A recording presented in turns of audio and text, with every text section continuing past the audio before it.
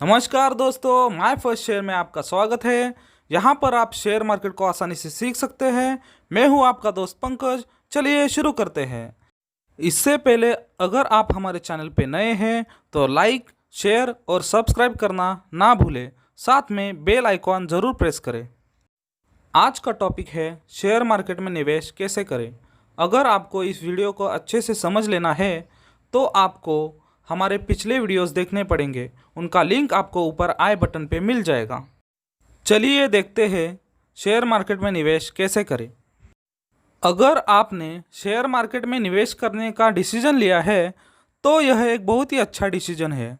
Share market में किसी भी उम्र में निवेश शुरू किया जा सकता है। दुनिया के सबसे सफल इन्वेस्टर वॉरेन बफेट ने 13 वर्ष की उम्र से ही शेयर मार्केट में निवेश करना शुरू कर दिया था। लेकिन फिर भी आपके मन में कई सारे सवाल होंगे, जैसे कि मेरे पास सिर्फ 1000 रुपये है तो मैं शेयर मार्केट में निवेश कैसे करूं? अब मार्केट में इतने सारे स्टॉक्स हैं तो मेरा पहला स्टॉक कौन सा ले लूं? अगर स्टॉक लिया भी है तो अच्छा प्रॉफिट कैसे मिलेगा? अच्छा ब्रोकर कैसे चुनूंगा? अगर वो मेरे पैसे लेकर भाग गया तो? मेरे पास तो कोई फाइनेंशियल डिग्री भी नहीं है, तो क्या करूं? यही सारे सवाल आपको रोकते हैं, बल्कि इनकी वजह से ही कई सारे लोग शेयर मार्केट में निवेश करते ही नहीं। वैसे देखा जाए तो शेयर मार्केट में आने के लिए कोई स्पेशल फाइनेंशियल डिग्री की ज़रूरत ही नहीं। अगर आप आर्ट्स, कॉमर्स, इंजीनियरिंग या मेडिकल फील्ड के हैं तो भी आप शेयर मार्केट में निवेश कर सकते हैं। बल्कि मशहूर इन्वेस्टर वॉरेन बफेट यह कहते थे कि अगर आपने सिर्फ 10वीं तक पढ़ाई की हो तो भी आप एक अच्छे इन्वेस्टर बन सकते हैं। अगर आप एक बिगिनर हैं और आपके पास ज़्यादा पैसे नहीं हैं तो निराश होने की ज़रूरत ही नहीं, क्योंकि कम निवेश ही सबसे अच्छा निवेश है। जो कि आप अभी नए हैं तो आप जो भी शेयर लेंगे उसी में लॉस हो सकता है, तो आपके कम निवेश की वजह से आपका लॉस भी कम होगा, लेकिन आप उसमें बहुत कुछ सीखेंगे और अपने लॉस को प्रॉफिट में बदल पाएंगे। हमारे फैमिली में हर एक चीज़ के मैनेजमेंट का काम हाउसवाइफ करती है और कई बार वो फैमिली की बेस्ट इन्वेस्टर भी होती है। अगर किसी हाउसवाइफ को शेयर मार्केट में निवेश करने के लिए कहा जाए तो थोड़ा अजीब लगेगा, क्योंकि उसके पास शेयर मार्केट की ज़्यादा नॉलेज ही नहीं होती। लेकिन उसे पता है कि घर में कौन से प्रोडक्ट्स ज़्यादा इस्तेमाल होते हैं, तो फिर वो हेयर ऑयल के लिए पैराशूट को चूज करेगी, जो मारिको कंपनी का प्रोडक्ट है। साबुन के लिए लक्स, डव और शैम्पू के लिए क्लिनिक प्लस, सनसिल्क को चूज करेगी। ये सब हिंदुस्तान यूनिलीवर के प्रोडक्ट्स हैं। टूथपेस्ट के लिए कोलगेट को चूज करेगी, जो कि कोलगेट पामोलिव का प्रोडक्ट है। नूडल्स के लिए मैगी चूज करेगी, जो नेस्ले कंपनी का है। तो वो housewife Marico, Hindustan Unilever, Colgate Palmolive और नेस्ले जैसी कंपनियों में निवेश करेगी। देखा जाए तो यह सारी कंपनियां भरोसेमंद है और शेयर मार्केट में इनकी ग्रोथ अच्छी खासी है, तो फिर एक हाउसवाइफ भी एक अच्छी इन्वेस्टर बन सकती है। अगर आप शेयर मार्केट में पहली बार इन्वेस्टमेंट कर रहे हैं तो पेनी स्टॉक से दूर रहे। पेनी स्टॉक्स का मतलब है कि 5 रुपये से भी कम प्राइस वाले शेयर्स, जो नॉर्मली 1-2 रुपये के होते हैं। आप सोचेंगे कि इनका दाम बहुत ही कम है, मैं ज़्यादा क्वांटिटी में शेयर्स ले सकता हूँ, लेकिन उस कंपनी के शेयर्स की प्राइस इतनी कम है, तो इसका मतलब ऐसा हो सकता है कि उस कंपनी की ग्रोथ अच्छी नहीं है और आपको लॉस भी हो सकता है। इसीलिए पहली बार में पेनी स्टॉक्स पर निवेश ना करें। उससे अच्छा यह है कि आप अपनी पसंद की चीज़ों वाली या पसंद के फील्ड वाले कंपनियों के शेयर्स लें। अगर आपको रेमंड के कपड़े पसंद है तो रेमंड के शेयर ले सकते हैं। आपको टाइटन की घड़ी पसंद है तो टाइटन कंपनी पर पैसा लगा सकते हैं।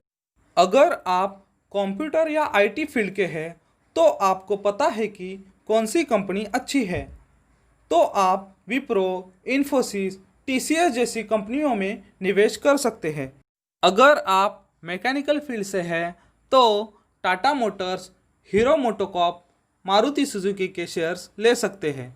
अगर आप कंस्ट्रक्शन लाइन के हैं तो आपको पता है मार्केट में कौन सा सीमेंट, स्टील ज़्यादा बिकता है, तो जिसकी ग्रोथ अच्छी है उस कंपनी पे पैसा लगा सकते हैं।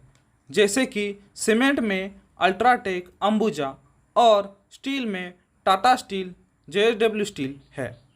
समझ लेते हैं कि आप कंस्ट्रक्शन लाइन से हैं और आपके पास 1,000 रुपये है, तो आप अंबुजा सीमेंट, टाटा स्टील और JSW स्टील, जिनके शेयर की प्राइस 250, 402 और 305 है, इन कंपनियों के एक एक शेयर लेकर 1,000 रुपये में निवेश कर सकते हैं। अब आपने यह जान लिया है कि निवेश कहाँ करें। चलो अब जान लेते हैं कि निवेश कैसे करें।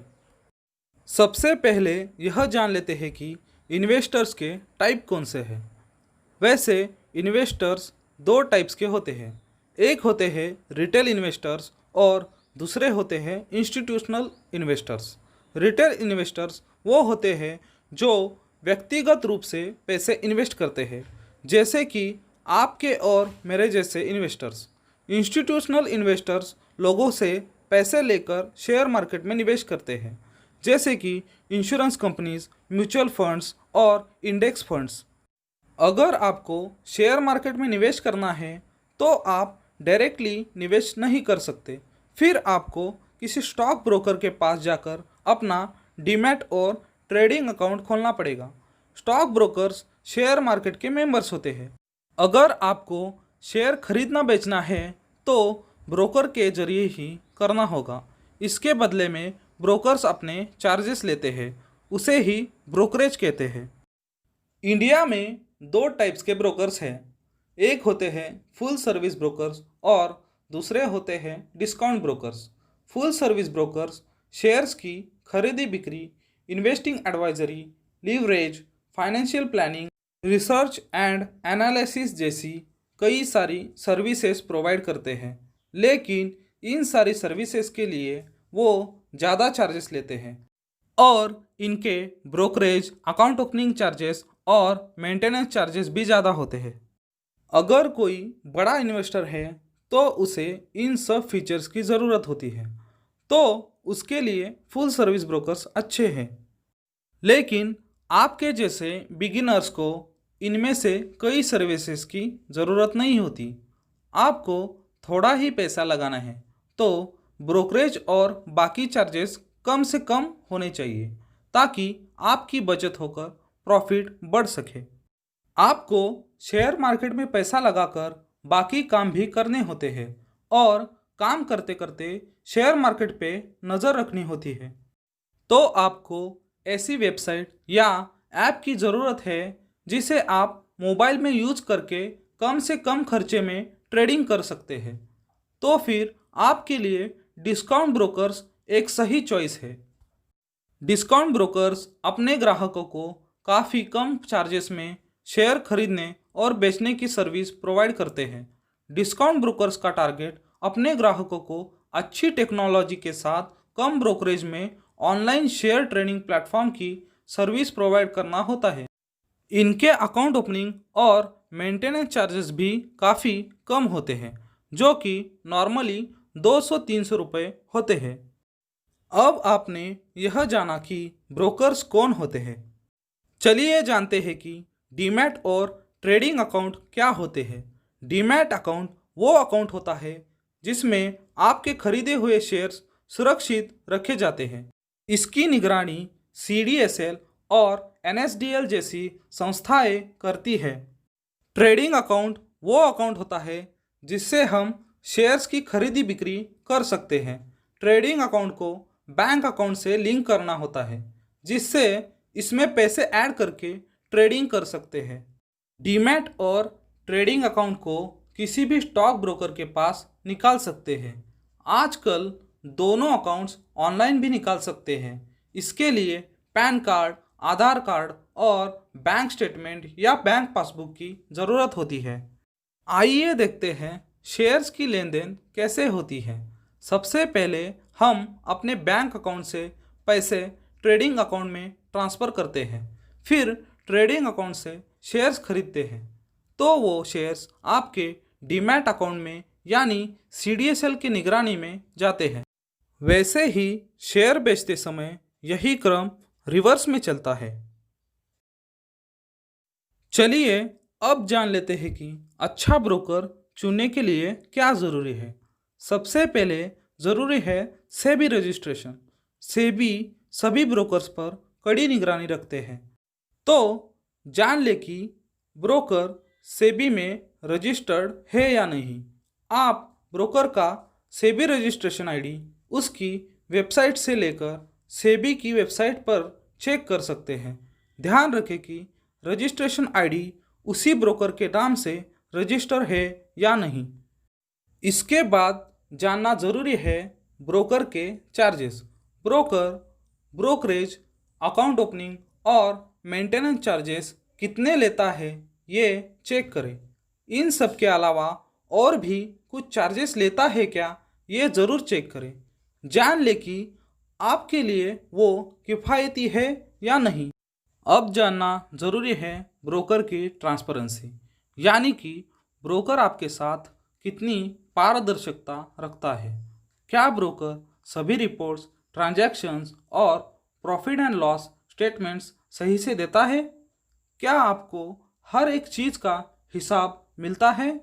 यह सब चीज़ें ज़रूर चेक करें। आखिरी बात जो ज़रूरी है, यूज़र्स एंड रेटिंग्स।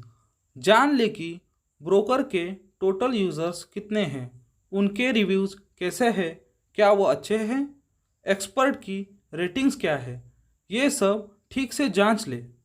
आपके मन में अभी एक सवाल होगा कि अगर ब्रोकर हमारे पैसे लेकर भाग गया तो? चलिए जानते हैं ऐसी हालत में क्या करें। अगर ऐसी नौबत आए तो घबराने की ज़रूरत ही नहीं। सबसे पहले चेक करें अपना ट्रेडिंग अकाउंट बैलेंस और देखें कि आपके पैसे सही सलामत है या नहीं। अगर नहीं है तो आप सेबी को कंप्लेंट कर सकते हैं। इसके लिए आपको अपने डीमैट और ट्रेडिंग अकाउंट के सारे डिटेल्स के साथ सेबी को दावा करना होगा। फिर संबंधित कार्रवाई IPF द्वारा की जाएगी। IPF यानी इन्वेस्टर प्रोटेक्शन फंड, ये ऐसी हालतों के लिए सेबी द्वारा स्थापित फंड डिपॉजिटरी है। अगर आप निर्धारित समय के भीतर दावा करते हैं तो आप भरपाई के पात्र होंगे, जिसकी अधिकतम मर्यादा 15 लाख रुपए है। अब ब्रोकर तो भाग गया, तो फिर आपके खरीदे हुए शेयर्स का क्या होगा? पहले जान ले कि आपके द्वारा खरीदे हुए जो भी शेयर्स हैं वो असल में CDSL और NSDL जैसी सरकारी डिपॉजिटरी में स्टोर होती है, ना कि ब्रोकर के पास। तो आप CDSL और NSDL की वेबसाइट पर जाकर अपना डीमैट अकाउंट चेक कर सकते हैं और आप अपना डीमैट अकाउंट दूसरे नए ब्रोकर को ट्रांसफ़र कर सकते हैं, यानी कि आपका इन्वेस्ट किया हुआ पैसा सेफ रहता है। तो हमारे जैसे बिगिनर्स के लिए डिस्काउंट ब्रोकर्स ही बेस्ट चॉइस रहेगी। आज हमने जान लिया है कि शेयर मार्केट में निवेश कैसे करें। अगले वीडियो में हम ये जानेंगे कि आपके लिए बेस्ट ब्रोकर कौन सा है और वो बेस्ट क्यों है। अगर आप अपना डीमैट अकाउंट आसानी से खोलकर ट्रेडिंग करना चाहते हैं तो आप जीरोधा में सिर्फ 2 दिन के अंदर अकाउंट ओपन कर सकते हैं। जीरोधा की लिंक आपको डिस्क्रिप्शन में मिल जाएगी। अगर आप हमारे चैनल पे नए हैं तो लाइक, शेयर और सब्सक्राइब करना ना भूलें और साथ में बेल आइकॉन को ज़रूर दबाएं। धन्यवाद।